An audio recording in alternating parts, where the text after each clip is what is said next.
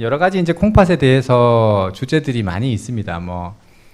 당뇨가 있으면 혈당 조절도 열심히 해야 되고, 또 혈압 조절도 잘 해야 되고, 또 식사에서는 소금도 있고, 또 칼륨 얘기를 들어보셨던 분도 있을 거고, 또 인도 있고, 단백질도 있고, 굉장히 주제가 이렇게 많이 있는데, 그 중에서 오늘 주제는 이제 저염식에 조금 한정을 해서 저염식에 대한 부분들을 조금 더 집중적으로 좀 다뤄보고, 앞으로 또 다른 기회가 더 되면 다른 주제들도 순차적으로 좀 다뤄보면 어떨까 그렇게 좀 생각을 하고 있고, 그 중에 이제 저염식에 대해서 조금 오늘 말씀을 드려보겠습니다.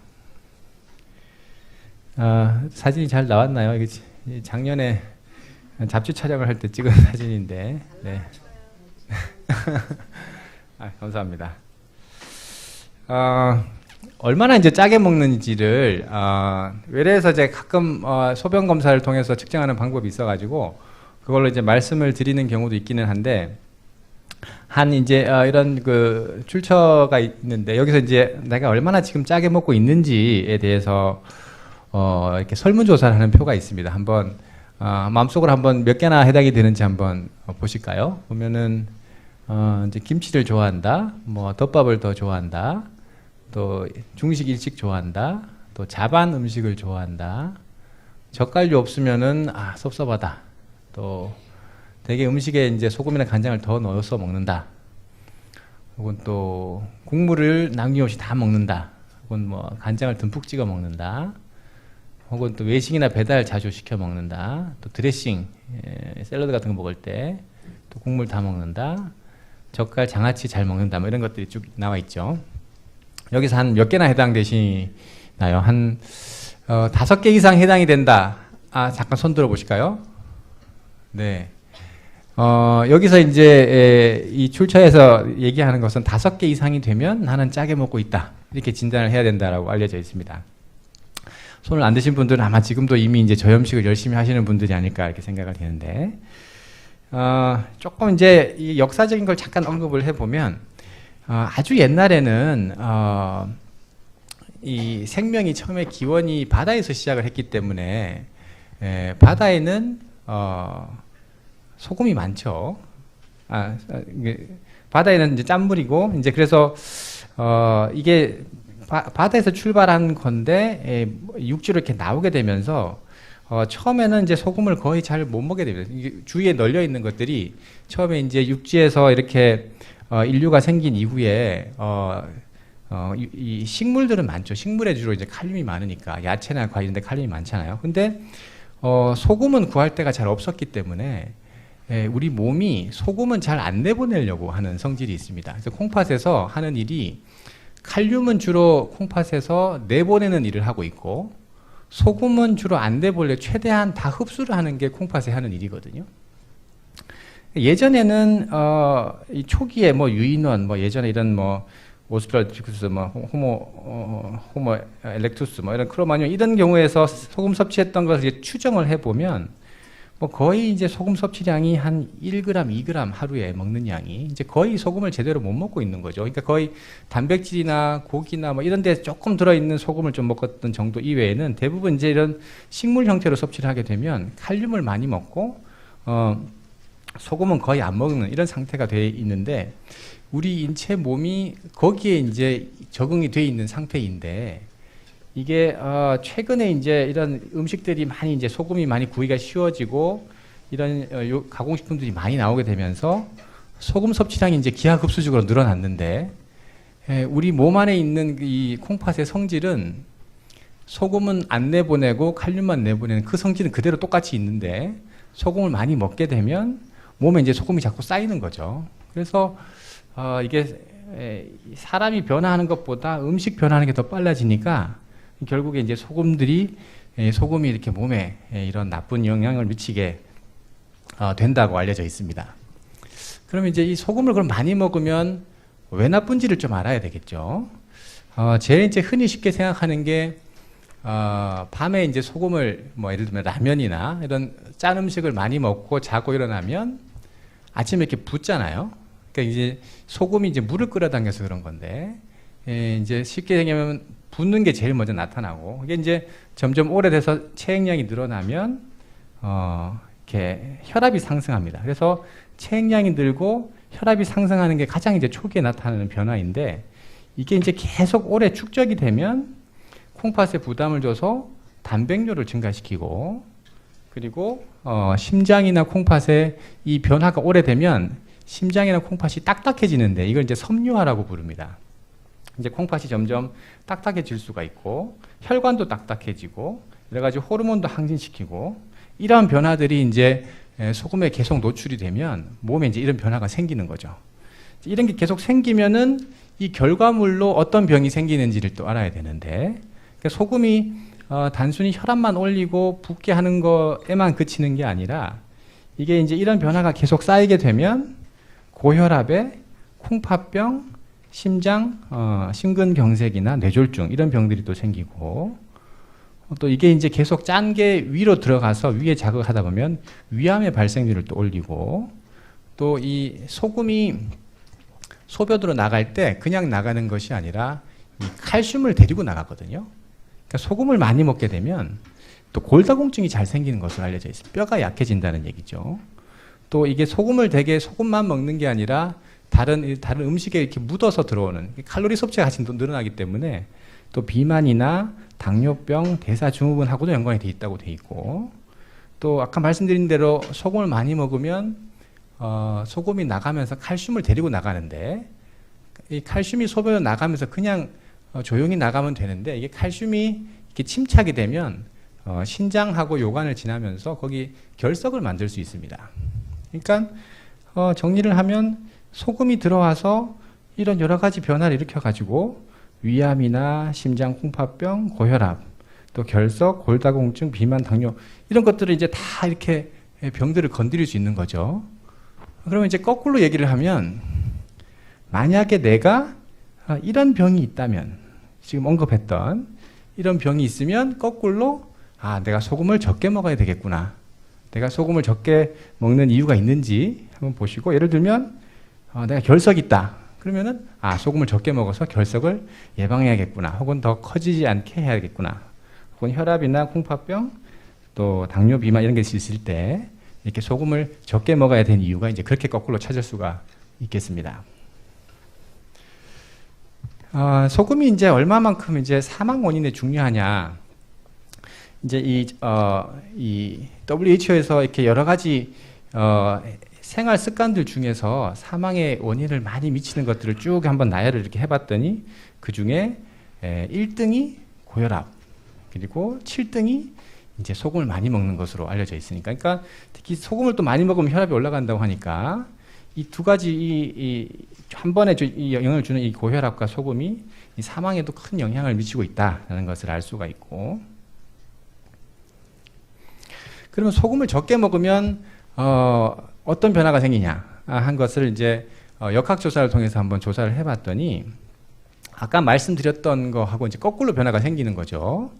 그 정도를 한번 보면, 하루에 1g 소금을 줄이면 혈압이 0.7mm/Hg, 또 3g을 줄이면 심장의 위험이 15%, 또 3g 줄이면 뇌졸중이 또 15% 감소하고, 또 1g 줄이면 심근경색. 그래서 이게 대개 이제 그 뒤에도 또 나오겠지만 국제보건기구에서 권장하는 양이 하루에 5g 정도 소금을 섭취하라, 5g 정도의 양이라고 얘기를 하는데, 절대량도 물론 중요한데 당장에 이제 많이 먹던 분들이 갑자기 5g 줄이기는 어렵겠지만, 상대적으로 내가 1g 혹은 3g만 줄여도 충분히 5g까지 안 가더라도 소금량을 줄였을 때 내가 얻을 수 있는 이득이 있다.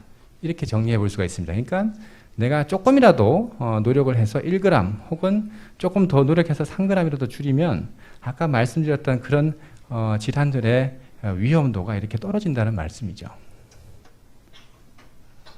내용이 너무 어렵나요? 괜찮나요? 그래서 이제 특히 이제 이 세계보건기구에서 만성적인 질환들을 조절하기 위해서 우리가 좀 실천해야 되는 것들 좀 정리를 해보자 했을 때, 여기서 첫 번째로 특히 얘기했던 게 이 특히 만성 질환인 경우, 여기 이제 얘기하는 만성 질환이라고 하는 것은 고혈압, 당뇨병, 심장병, 뇌졸중, 홍파병 이런 게 다 이제 만성 질환에 들어가는데, 이걸 줄이는데 가장 쉬우면서도 효과적인 방법 1번, 이 소금을 적게 먹자 이렇게 얘기를 하고 있고, 또 아까 이제 위암과 이 소금이 관련이 많이 됐다고 말씀을 드렸죠. 그래서 미국 암 연구 협회에서도 마찬가지로 여러 가지 이제 쭉 나열을 했지만, 그 중에 이렇게 또 소금을 또 첨가를 해서 소금을 가급적이면 짠 음식을 먹지 말고 소금이 많이 들어있는 음식들을 피하는 게 좋겠다, 이제 이렇게 권고를 하고 있습니다. 그럼 우리나라 사람들이 어느 정도 먹고 있냐 하는 것을 한번 볼게요. 이제 하루에 소금 섭취를 어느 정도 하는 것이 좋겠냐라고 이제 권장하는 양은 5g이라고 알려져 있습니다. 그러니까 5g을 먹었을 때에 이제 가장 여러 가지 그 사망률이나 질병의 위험도가 준다라는 이런 뜻인데, 예전에 2005년도에 우리나라의 이 국민 건강 영양 조사를 했더니 한 13.5g 정도 먹는다고 알려져 있습니다.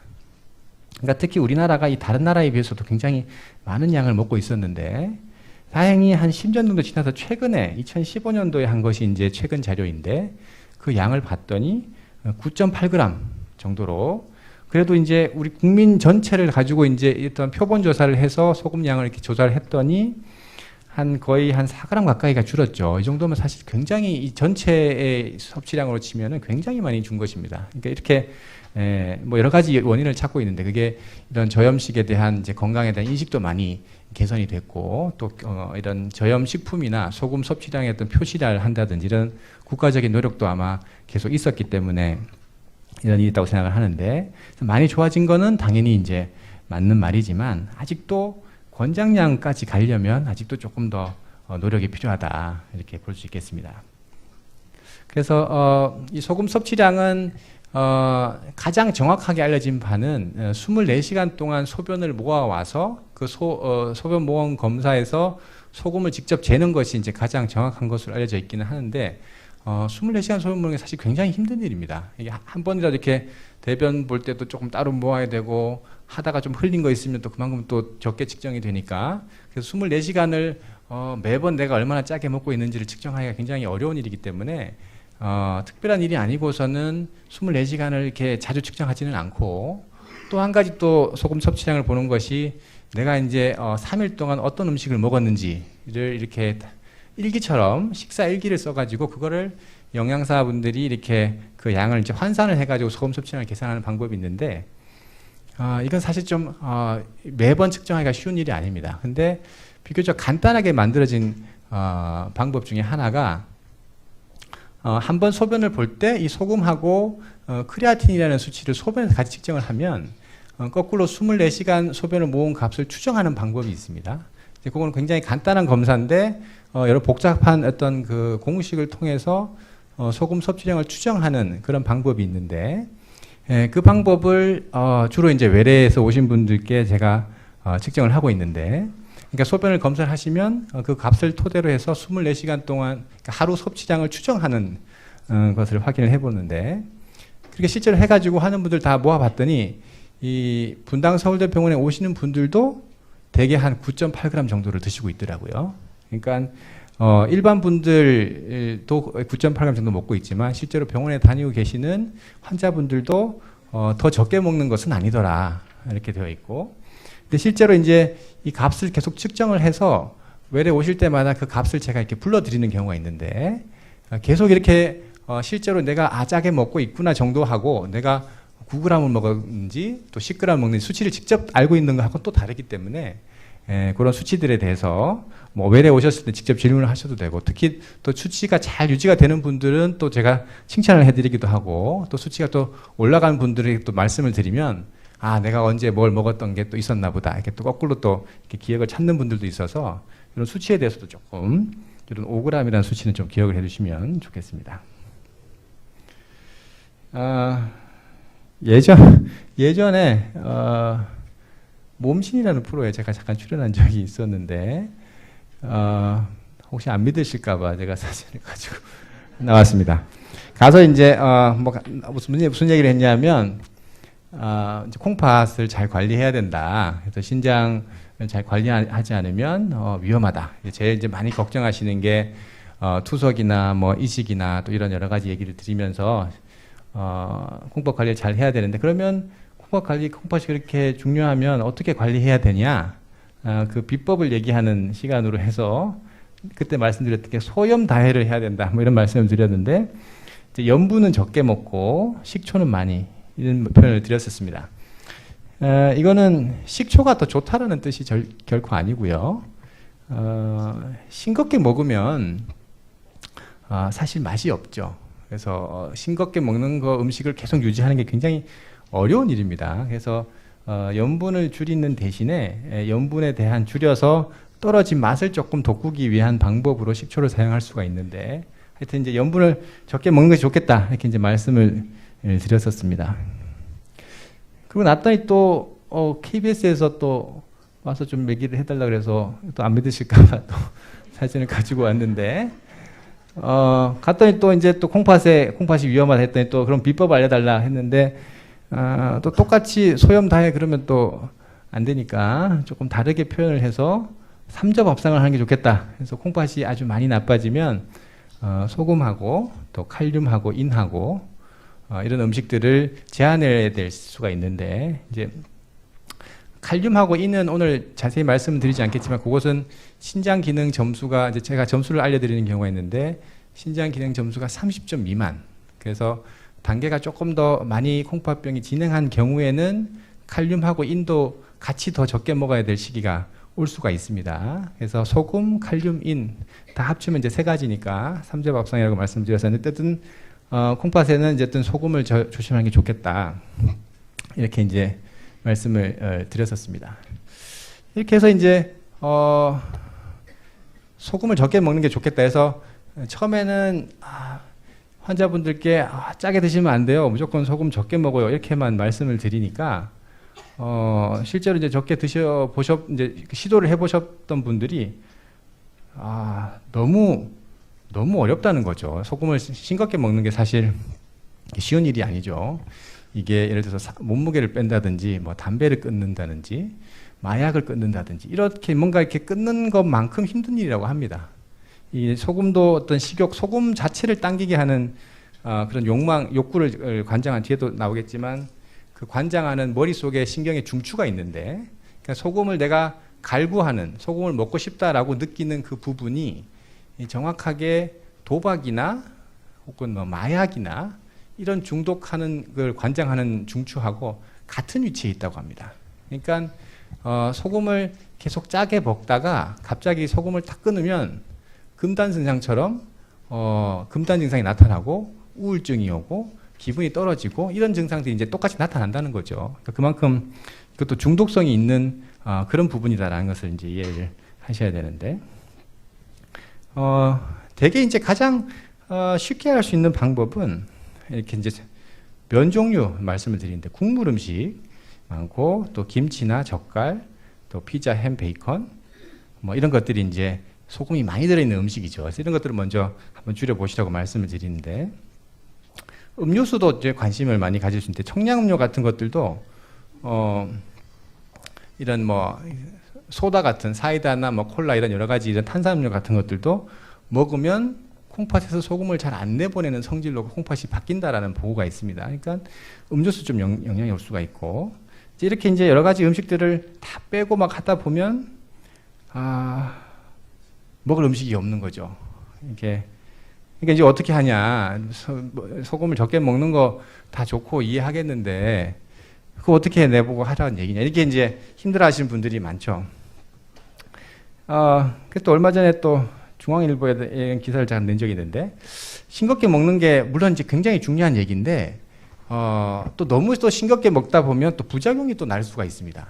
부작용이 무슨 얘기냐면, 이것도 이제 제 외래에 오셨던 분들을 조금 각색해서 이제 표현을 했는데, 말씀드리면 처음에 이제 이분이 와셔가지고 콩팥이 나쁘다라는 게 진단이 됐고, 소변 검사를 한번 이렇게 해가지고 섭취량을 측정을 해봤더니 한 12g 정도 드시는 걸로 돼 있어서 너무 짜게 드신다, 5g으로 줄이면 더 좋은데 5g으로 한번 줄여보자 이렇게 했더니 정말 그러면 내 콩팥이 나빠져서 위험할 수 있으니까 내가 소금을 안 먹어보겠다. 이렇게 해가지고 정말 열심히 했는데 오히려 콩팥 기능이 더 나빠져서 오셨더라고요. 그래서 이게 무슨 일이 있었나 이게 또 조사를 해봤더니 몸무게가 한 7kg가 빠지셨더라고요. 그러니까 짠 음식을 다 확인을 해서 이제 안 먹다 보니까 체중이 너무 많이 빠진 거죠. 근데 이분은 굉장히 체구가 마르셨던 분이었습니다. 마르셨던 분이 저염식을 한 게 아니고 거의 단식 가까이 식사를 안 하시게 된 거죠. 그래서 이제 체중이 짧은 기간에 이렇게 갑자기 7kg가 쫙 빠지면 몸에 있는 체액량이 확 줄어가지고 혈압이 뚝 떨어지고 콩팥으로 가는 혈액순환이 떨어지는 현상이 올 수가 있습니다. 그러니까 갑작스럽게 저염식을 너무 또 잘하면 이런 부작용이 날 수가 있다는 거죠. 그래서 이 환자분들은 이 환자분께는 이 환자분은 5g은 너무 지금 지나친 것 같다. 그래서 조금 소금량을 늘려서 한 8g 정도를 좀 올리고 체중은 한 2kg 정도 조금 올리는 게 적절한 체중이겠다 해서 다시 설정을 해가지고 이렇게 조정을 해서 음식을 조금 늘렸더니 신장 기능이 회복이 됐죠. 다시 회복이 됐습니다. 이 말씀은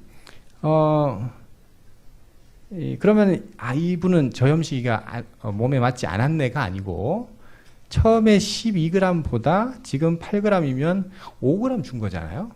이 정도만 해도 충분히 아까 소금의 어떤 부작용을 줄이는 데는 충분히 효과를 봤는데 오히려 그게 더 많이 줄였을 때는 또 부족할 수가 있으니까 적절하게 이제 빼야 되는 것이 좋겠습니다. 그래서 그러니까 너무 많이 줄이면 해롭지 않나요? 이제 이런 질문이 나올 수가 있겠죠. 그래서 갑자기 소금을 또 너무 많이 줄이면 이제 입맛이 떨어지고 음식 섭취량 자체가 이제 줄게 된다는 거죠. 음식을 섭취를 하는데 그 중에 소금만 줄이는 게 가장 이제 완벽한 적절한 식사인데 음식 자체를 너무 많이 줄여서 영양이 부족해지거나 체중이 일정 기간 체중이 이제 많이 나가셨던 분은 당연히 체중이 주는 건 좋겠지만 체구가 많으신 분이 더 많이 줄어서 칼로리가 부족해져 가지고 이렇게 되면 오히려 또 불편할 수가 있겠습니다. 근데 대부분의 경우는 일정한 적응 기간이 필요합니다. 대개는 빠른 분은 한 2주, 조금 긴 경우는 한 2달 정도로 얘기를 하는데 이 정도 좀 적응 시간이 지나고 나면 아까 말씀드렸던 이런 소금 중독과 관련된 그런 중추가 이제 조금 완화가 돼가지고 싱겁게 먹어도 아까 그런 기분 장애나 이런 것들이 안 나타나게 되는데 그 기간 동안 좀 지나게 되면 또 다시 이것이 적응되는 시간들이 올 수가 있습니다. 그래서 이제 마지막 치료를 했던 건데 엄지의 제왕이라는 프로에서 또 제가 나가서 또 콩팥의 비법을 알려달라고 그래가지고 이게 조금 이제 적절하게 잘 조절해야 되겠다라는 표현을 드리기 위해서 똑똑하게 짜게 먹자 이런 표현을 좀 드렸습니다. 이제 이 말씀은 짜게 드시라는 말씀이 아니고 싱겁게 먹되 너무 또 부족하지 않은 적절하게 본인에 맞는 양을 찾아서 조절하는 게 좋겠다. 이렇게 정리를 해볼 수가 있겠습니다. 그러면 이제 본격적으로 소금을 그럼 어떻게 줄일 거냐에 대한 좀 말씀을 드려보면 우리나라에서 주로 이제 나트륨을 많이 먹는 것들을 쭉 한번 리스트를 해보면 남자 같으면 소금, 김치, 간장, 된장라면, 고추장, 국수 쭉 나오죠. 여자분들도 크게 다르지 않습니다. 그러니까 정리를 하면 김치, 또 장, 된장, 간장, 고추장, 라면 이런 것들이 주로 이제 나트륨을 많이 먹게 되는 그 소스가 되는 것인데 특히 나트륨이 식품당 많이 들어있는 음식들을 보면 멸치 가공이나 새공 가공이나 아니면 간장, 또 미역 마른 거, 또 돼지고기, 칼국수, 빵, 또 보면 떡도 있고요. 이런 것들이 이제 나트륨이 많이 들어있는 음식들 리스트가 되겠습니다. 저도 가끔이 아니라 자주 먹고 있는데 라면, 신라면, 육개장, 짜파게티, 또 이렇게 흔히 잘 먹는 과자. 그래서 되게 또 어떤 분들은 나는 정말 음식을 싱겁게 먹는다고 하는데 간식을 또 좋아하시는 분들이 있습니다. 간식 중에서도 이런 그 과자, 스낵류에서도 소금들이 꽤 이렇게 많이 들어있어서 간식 중에 있는 소금도 체크를 해보시는 게 좋습니다. 또 한 가지 이제 비유를 좀 들자면 이 짠 음식이 가공이 되면 될수록 단위 g당 소금량이 점점점 많아진다는 것을 조금 비유적으로 한번 보여드릴 텐데 100g 정도를 이제 가정을 한다면 100g 밀가루 안에는 한 2mg, 그러니까 굉장히 작은 양이 들어있죠. 토마토도 한 100g당 한 5mg, 감자는 한 2mg, 돼지고기는 구웠을 때 한 34mg. 이대로 그냥 드시면은 소금을 요만큼, 나트륨을 요만큼 먹는 건데 이걸 한번 이제 가공을 한번 합니다. 이제 빵을 만들거나 토마토 주스 혹은 뭐 이렇게 프렌치 프라이, 뭐 돈가스 이렇게 이제 한번 이게 가공이 한번 되면 원래 소금량에 비해서 뭐 한 10배에서 한 100배 가까이 소금량이 단위 g당 이렇게 확 늘어나는 거죠.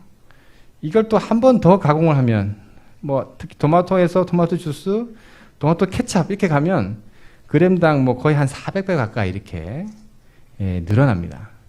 그러니까 애들이 좋아하는 이런 패스트푸드에 가서 이 프렌치 프라이를 케찹에 찍어 먹으면 소금이 어마어마하게 먹는 셈이 되는 거죠.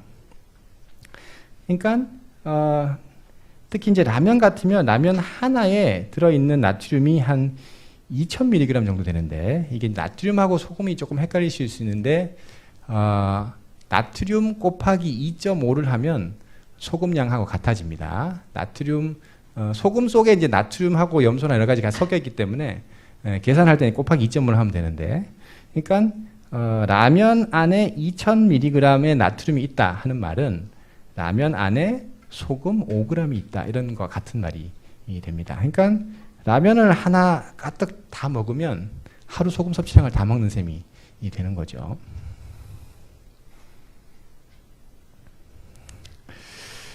그래서 소금을 조금 이제 똑똑하게 짜게 먹는 방법을 조금 정리를 해봤습니다. 그러니까 예를 들어서 국물 음식을 먹는다고 하면 국물 음식을 싱겁게 먹는 방법이 국물을 아예 안 먹는 방법이 하나 있겠죠. 근데 이제 너무 안 먹으면 입맛도 떨어지고 또 그럴 수 있으니까 그러면 국물 음식에서 건더기만 먹고 국물을 먹지 않으면 국물에 녹아있는 국물 전체 음식의 한 건더기에는 한 3분의 1 정도가 들어있다고 생각하는데 그 양을 이제 짠맛을 느끼긴 하지만 소금을 적게 먹는 방법일 수가 있고 또 하나는 국을 드는 그 국 그릇 자체를 되게 이제 먹다 보면 한 그릇을 다 먹게 되고 남기지 않는 경향이 있기 때문에 음식을 이렇게 덜어서 먹거나 할 때는 그릇 자체를 작게 하면 딱 그거 정량만 딱 먹게 되니까 먹는 섭취하는 양을 줄이는 방법 중에 그릇을 줄이는 것도 한 가지 방법일 수가 있습니다.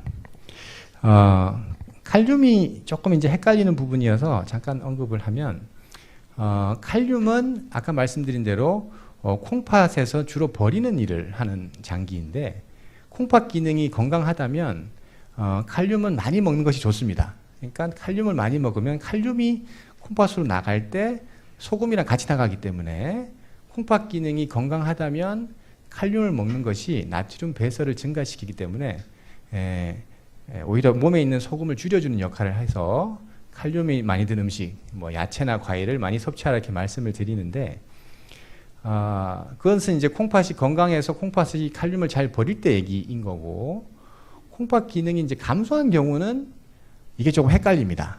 그러니까 콩팥 기능이 되게 수치적으로 한 30점 정도를 기준으로 얘기하는데 신장 기능 치수를 한 30점 정도보다 더 내려가게 되면 콩팥이 이 조절하는 기능이 떨어지는 시점이 오기 때문에 그런 시기가 돼서 주로 이제 피 검사를 할 때 그래서 콩팥 기능 이상 있으신 분들은 되게 칼륨 검사를 매번 피 검사에 같이 포함돼서 하거든요. 칼륨 수치가 올라간다 하면 그때부터는 이제 칼륨을 적게 먹어야 될 시기가 옵니다. 그래서 그거는 본인의 칼륨 수치하고 또 콩팥 기능 수치에 따라서 칼륨은 많이 먹는 게 좋은지 줄여야 되는지가 달라질 수 있다. 근데 소금은 어떤 경우에든지 다 줄이는 게 좋겠다. 이렇게 정리할 수 있겠습니다. 김치 말씀드리면 김치는 오랫동안 묵힌 김치일수록 더 맛있죠. 이유가 소금이 아주 잔뜩 들어있으니까.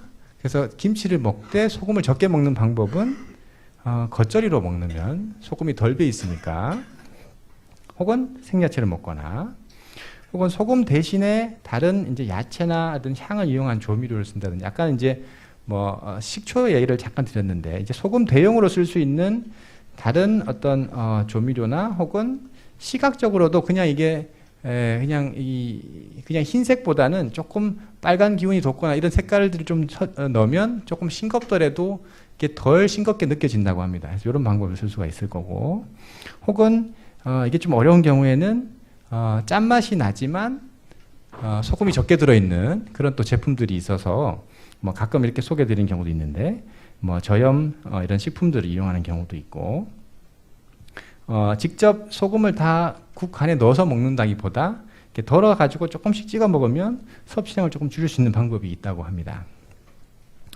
또 이제 섭취를 할 때마다 내가 먹고 있는 게 이제 내 본인이 지금 하루에 얼마 먹고 있는지 또 소변 검사 이런 걸 통해서 확인을 해서 알고 있으면 좋고, 또 먹는 음식에서도 소금이 얼마 들어있는지를 확인을 하면 좋겠습니다. 이렇게 이제 대개 집에서 혹은 이제 직접 요리를 해서 드시는 경우에는 이렇게 조절을 하면 되게 굉장히 성공률이 굉장히 높은데, 되게 이제 활동을 하시는 경우에는 이게 굉장히 어렵죠. 그러니까 이제 외식을 하거나 이런 경우면은, 혹은 회식을 하거나 하여튼 친구분들을 만날 때는 밖에서 먹는데 같이 이렇게 오랜만에 만나서 혹은 어떤 얘기를 하는데 이 싱겁게 먹는데 집중하기 굉장히 어려운 상황이 올 수가 있죠. 그래서 그럴 때는 그럼 그렇게는 어떻게 소금량을 줄일 수 있을까? 소금이 많은 음식을 적게 먹거나, 혹은 자주 가는 식당을 정해서 항상 내가 가면 싱겁게 요리해달라는 얘기를 계속 하는 거죠. 저는 좀 짜게 싱겁게 해주세요, 뭘 좀 빼주세요, 이런 얘기를 한다든지, 혹은 소스는 가급적이면 덜어서 먹거나, 아니면 국그릇 아까 얘기했으니 작은 것을 쓰거나, 혹은 도시락을 싸는 것도 한 가지 방법 중에 하나가 되겠습니다. 봄 요리 소개시켜 달라고 한번 문의가 온 적이 있어가지고 이 요리를 드시라는 것은 아니고, 이제 그때 이제 어떻게 좀 소금을 적게 해서 음식을 만들 수 있느냐를 좀 고민을 한 적이 있는데, 그럴 때 이런 양념에 볶는 대신에 담백하게 굽는 방법이라든지, 또 이런 파우더를 쓴다든지 이런 방법들이 조금 이렇게 소금 섭취를 줄이는 이런 팁으로 한번 요리법을 소개했던 적이 있었습니다.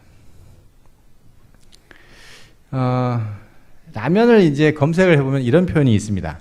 라면은 20세기의 최대의 걸작품인데 21세기가 되면 가장 먼저 없어져야 될 식품이다, 이렇게 표현을 하기도 하는데, 그래서 라면을 또 자세히 한번 이렇게 뒤져보면 이런 표현이 또 나옵니다. 그러니까 라면을 건더기만 먹으면, 그러니까 면만 건져서 먹는 거죠. 국물을 먹지 않고.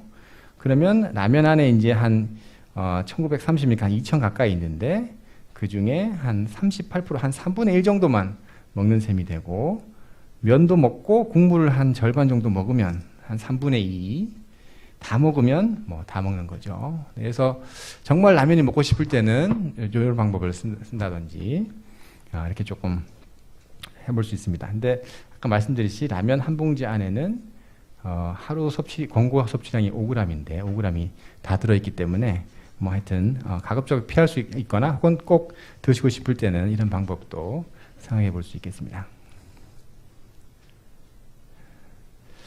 이거 아마 나눠드렸던 종이에 있는 부분인데, 싱겁게 먹기 실천운동본부에 제가 또 한 멤버이기도 해서 거기서 만들었던 방법들을 한번 이렇게 쭉 열거한 것입니다. 앞서 말씀드린 내용들이 겹쳐지는 부분들이 많은데, 소금 섭취는 갑자기 줄이면 아까 말씀드렸듯이 이런 적응이 힘들거나 갑자기 기분 장애나 이런 힘든 것이 오는 것이 당연하거든요. 당연하기 때문에 천천히 줄이셔도 괜찮고, 대체로 쓸 수 있는 소금 대용으로 쓸 수 있는 방법들을 좀 찾는 것도 좋고, 가공식품은 아까 보여드렸듯이 가공을 하면 할수록 소금량이 10배, 100배 이렇게 증가를 했었잖아요. 그래서 가공식품을 피하고 많은 음식을 알아주면 좋고, 콩팥 기능이 괜찮은 경우에는 이제 칼륨을 많이 섭취하는 것이 또 나트륨 배설, 소금 배설을 늘리는 방법일 수가 있고, 또 일정한 양만 먹거나, 외식을 할 때 당구를 좀 정할 수 있으면 좋고, 또 이렇게 하는 방법들이 싱겁게 먹는 것을 실천하는 방법들로 열개해 볼 수가 있겠습니다. 그 밖에 또 주의할 점이 없을지 좀 생각해 보면, 되게 이제 저염 식사를 하는 분들이 아까 말씀드렸던 이런 뭐 고혈압이나 혹은 당뇨병이나 또 콩팥병이나 심장병 이제 이런 질환들을 갖고 계실 때 특히 이제 저염 식사가 어떤 치료 목적으로 시도해 볼 수가 있는 건데, 콩팥병인 경우에는 특히 가족 중에 콩팥이 나쁜 분들이 있으면 그게 다른 질환, 가족 중에 다른 분들한테서도 조금 발병의 위험이 조금 높다고 알려져 있습니다. 그러니까 어떻게 보면 환자분만 혼자 따로 저염 식사를 하는 것보다는 가족들이 같이 다 할 수 있으면 그러면 어떤 점이 좋으냐 하면 요리를 하는 입장에서 내가 싱겁게 먹어야 될 때 저염 요리를 따로 하고 또 짠 음식, 가족들을 위한 음식을 따로 하고 이건 굉장히 번거로운 일이긴 하거든요. 그래서 그런 부분들이 하나 있을 수가 있고, 또 저염 식사를 또 가족들이 같이 하면 고통 분담이 됩니다. 야, 이렇게 싱겁게 먹는 걸 계속 먹는 거가 얼마나 힘든가를 하다 보면 또 적응이 돼서 또 저염 식사가 또 무난하게 느껴질 수도 있고, 또 저염 식사를 되게 많이 오랫동안 유지를 하셨던 분들은 원래 먹던 간을 다시 먹게 되면 굉장히 짜서 못 먹겠다는 이런 거부 반응이 생길 정도로 또 그런 느낌도 많이들 느끼시거든요. 그리고 정말 힘들다고 생각이 되면 저염 식사를 이제 한번 하루에 3끼를 일주일이면 21끼를 먹는 거잖아요. 그러니까 21끼를 한 번에 내가 21끼 전부 다 소금을 다 빼겠다 하는 것이 힘들다면 조금씩 빈도를 늘리거나 혹은 한 끼 정도는 조금 어떤 특정한 메뉴를 정해서 조금 짜게 먹는 어떤 시간을 갖는다든지 이런 것들도 조금 중간에 여유를 가지는 것도 충분히 가능하겠습니다. 이것이 이제 아까 말씀드렸던 그 부분인데, 짠 음식을 먹으면 이 짠맛이 이 혀를 통해서 혀에 이제 이 소금을 인지하는 그 수용체가 있는데 이게 뇌로 가가지고 어떤 쾌감을 준다고 합니다. 짠맛이 들어오면 기분이 좋아지는 거죠. 어떤 쾌락 반응을 유발하는 것이 이게 점점 다시 이렇게 돌아와가지고 이런 자극을 한번 받으면 내가 또 짠맛을 찾고 싶은 생각이 또 드는 거죠. 어떻게 보면은 어떤 음식점에 가서 맛있는 음식을 한번 먹었으면 다음에 또 가서 그걸 먹고 싶은 생각이 느끼는 것과 같은 이치인데, 이게 뭔가 잘못됐거나 나쁘다 그런 뜻이 아니라 짠맛을 자꾸 먹게 되면 점점점 더 이 짠맛을 찾게 된다라는 것을 얘기를 하는데, 근데 이제 아까 말씀드렸던 이런 소금이 점점점 어느 정도면 괜찮겠지만 이게 일정 수준을 넘어서 질병을 갖게 되는 수준이면 치료 목적으로 이제 이걸 끊어야 되는데, 이 연결고리를 어딘가 끊어야 되는데 갑자기 이제 소금을 딱 끊으면 이 자극이 안 가니까 이런 기분적인 문제가 이게 뚝 떨어져서 굉장히 의욕이 없어지고 재미가 없다 이런 느낌이 갑자기 확 올 수 있는 거죠. 그래서 이제 이 적응하는 시간이 필요하고, 혹은 갑작스럽게 끊는 것이 어려우면 차차차차 순차적으로 하는 것만 해도 충분히 저염 식사의 효과를 볼 수 있다. 이렇게 정리해 볼 수 있겠습니다. 이제부터는 이제 외래에 오시면 특히 이제 저염 식사를 아주 잘 지키시는 분들께는 제가 소금 인터뷰를 한번 해보시겠냐고 권유를 하고 있습니다. 그래서 저희 이제 담당 신장내과 간호사가 있는데 가서 이분은 소금을 정말 잘 지키셨기 때문에 그 비법을 좀 알아봐 달라고 제가 환자분을 간호사분께 연결을 해드리면 이제 그분들께 이런 질문을 제가 이제 드립니다. 제 준비된 질문을 간호사가 하면 환자분의 이제 어떻게 하셨는지 그 성공 사례를 이제 듣는 거죠. 되게 이제 저염 식사를 어떻게 시작하시게 됐는지, 또 자신만의 어떤 맞춤형 어떤 비법이 있는지, 그리고 또 힘들지 않았는지, 또 외식할 때는 어떻게 하는지, 그렇게 했더니 또 어떤 효과를 받는지, 앞으로 어떻게 할 건지를 한번 쭉 계속 이제 사례를 모으고 있는데, 그 중에 이제 몇 가지, 한 3가지 정도 사례를 한번 소개시켜 드려보겠습니다. 이분은 이제 46세 남자분이었는데, 처음에 이제 건강검진 했는데 단백뇨가 있다고 들었는데, 뭐 그냥 크게 중요하다라는 생각을 못 한 거죠. 그게 지나고 있다가, 자꾸 단백뇨가 점점 나오게 되고, 이 단백뇨가 이제 위험하다. 계속, 혹시 방치를 하게 되면 콩팥이 더 나빠질 수 있다라는 얘기를 듣고, 이제 저염 식사를 설명을 드렸더니, 그럼 저염 식사를 내가 해야 되겠다. 하고 이제 결심을 하신 거죠. 그래서 어떻게 이제 저염 식사를 실천을 하셨는지를 물어봤더니 국찌개 나는 안 먹겠다. 그리고 과일을 갈아서 먹겠다. 또 반찬은 최대한 줄이겠다. 또 저염식이 반찬 가게 저염으로 된 음식들 내가 사서 먹겠다. 떡도 봤더니 약간 이제 떡도 보면 함량의 나트륨이 있다고 떡이 있었는데 떡을 내가 무염떡을 먹겠다. 혹은 이제 과자를 먹을 때도 짠 과자, 그렇지 않은 과자를 내가 성분을 확인을 하겠다. 또 이제 혈압하고 체중을 매일 이제 확인을 하고 있겠다. 이제 특히 저염 식사를 아주 엄격하게 할 때는 아까 말씀드렸듯이 체중이 갑자기 줄거나 또 체중이 줄면 그거랑 동반돼서 혈압이 같이 떨어질 수가 있기 때문에 변화가 아주 심하면 혈압하고 체중이 괜찮은지를 확인을 하는 것이 안전한데 이렇게 측정을 해서 또 이분은 또 직접 이 염도 측정기까지 구매를 하겠다고 이렇게 또 하셨는데 그랬더니 힘들지 않더냐 여쭤봤더니 역시나 재미가 없다.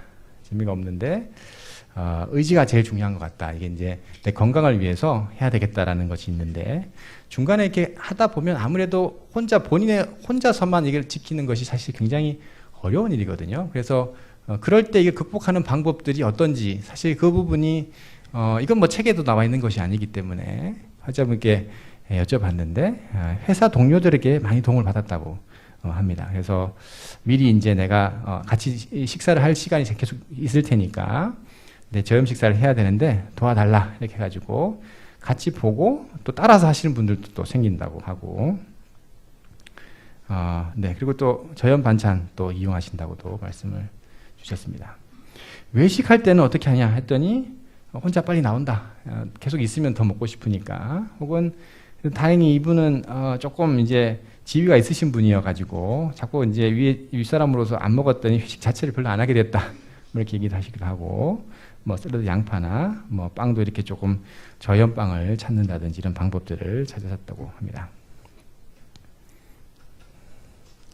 이제 그랬더니 어떻게 됐냐 봤더니 이제 체중이 이제 너무 줄었던 분이죠. 처음에 너무 엄격하게 하셔가지고 조금 체중을 늘리는 게 좋겠다 했더니 체중은 그래도 처음보다는 줄었고 소금 섭취량도 줄였는데 단백뇨가 나왔던 것이 4년 동안 나오던 것이 이제 정상 수준으로 이렇게 떨어지게 됐습니다.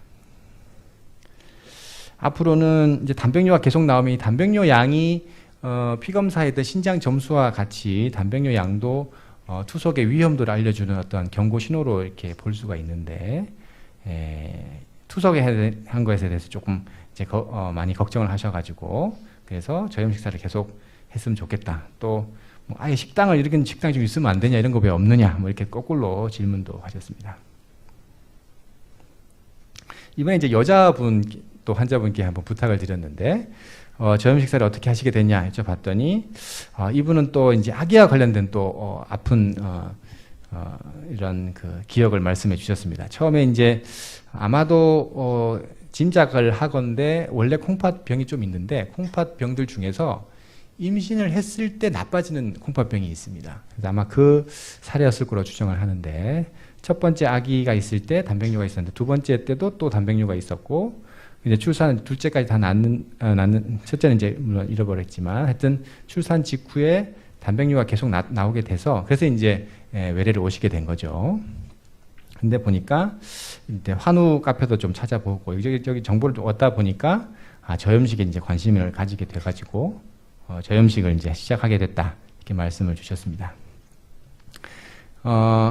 어떻게 이제 맞춤형으로 비법을 알려달라고 말씀을 드렸더니 음료수를 아까 말씀드렸듯이 이런 청량 음료들 같은 것들의 경우에 이 소금 과민성을 올려서 소금 배설을 적게 소금이 몸에서 잘 안 빠져나가게 하는 성질이 있을 수 있기 때문에 가급적이면 이제 생수를 먹는다고 말씀을 주셨고 반찬을 할 때 소금을 가급적 넣지 않고 대신 다른 양념을 조금 이런 것들을 이용을 했다고 말씀을 주셨고 소금을 참 그래서 먹고 싶을 때는 특히 이제 김을 좀 이용하셨다고 했는데 간식으로는 간식 과자나 이런 것들은 소금이 있으니까 간식 대신에 뭐 누룽지를 좀 한다든지 또 뭐 무염떡을 찾는다든지 뭐 이런 것들을 조금 찾으셨다고 합니다. 힘든 점은 역시 마찬가지로 불안감이 많이 있죠. 이게 계속 단백뇨가 계속 나오면은 그게 이제 많이 힘드니까 이런 걱정이 많이 생기게 되니까. 그래서 안 먹는데 가족들도 이제 치킨을 시키면 너무 또 이제 이분이 안 먹으니까 하나만 좀 먹으라 해가지고 먹기도 했지만, 특히 이제 그 아기를 보고 아프면 안 되겠다 생각을 가지고 이런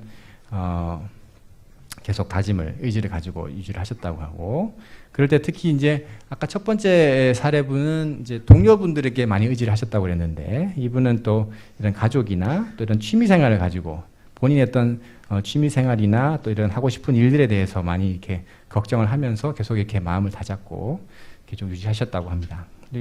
단백뇨는 이제 병원에서 와서 검사하는 방법도 있지만, 간단한 유린 스틱 같은 것으로 단백뇨 양을 측정하는 방법들이 있는데, 그런 것들로 체크도 계속 싱겁게 먹으면 단백뇨가 주는지 이런 것들도 확인을 해 보신다고 말씀을 주셨습니다.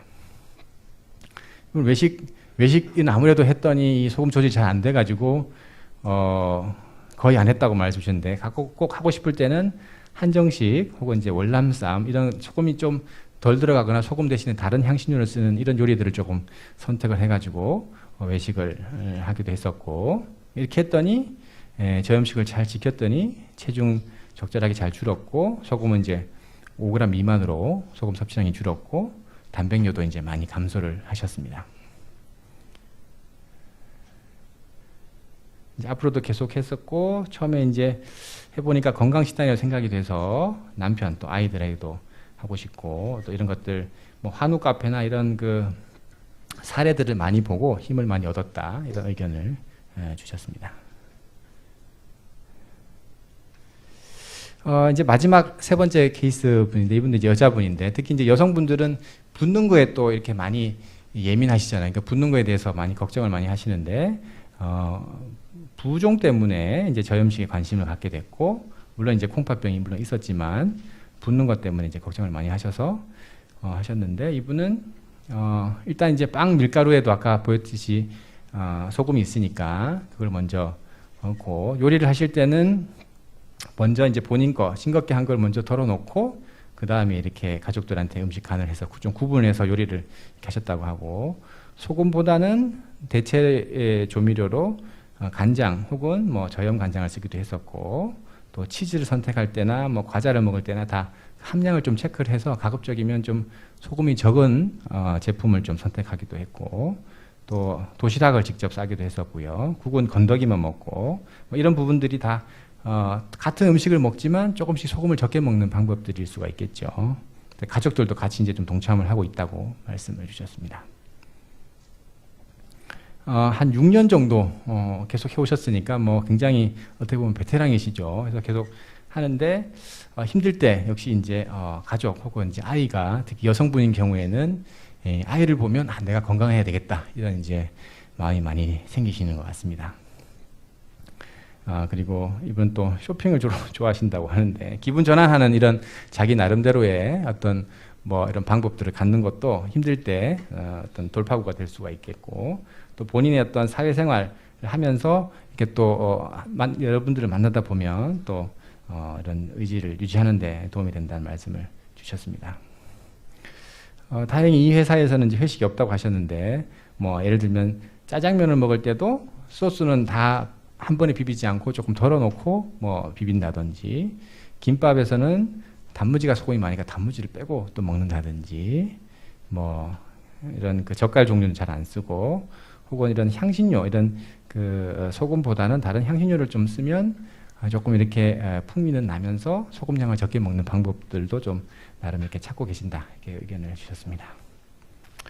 이제 이게 마지막 슬라이드인데, 그러니까 정리를 이제 쭉 해보면, 소금이 결국 가장 어떤 출발점, 그리고 이제 결국에 해답이기도 합니다. 그러니까 소금을 우리가 잘 이해를 하고 이것을 조절을 잘 해야 되는데, 이걸 마냥 싱겁게 먹는다 하는 것이 물론 좋기는 하지만 부작용이 날 수가 있으니까 적절하게 잘 구분을 해서 칼로리는 또 너무 줄지 않고 체중이 또 너무 줄거나 혈압이 떨어져서 부작용이 나지 않게 똑똑하게 짜게 먹는 방법을 찾는 것이 중요한데, 이런 쭉 말씀드렸던 것 중에 내가 이걸 오늘부터 뭐 10가지를 한 번에 다 지키겠다, 굉장히 힘든 일이죠. 그럼 오히려 힘든 것 때문에 쉽게 포기할 수가 있기 때문에 이 중에서 먼저 내가 쉽게 할 수 있는 것부터 내 나름대로의 어떤 비법을 찾아서 이 중에 나는 어떤 것부터 먼저 해본다든지 그래서 차근차근 해서 1g, 2g씩 계속 줄여 나가는 것부터 하면 그 자체가 실제로 뭐 단백뇨나 콩팥 지수에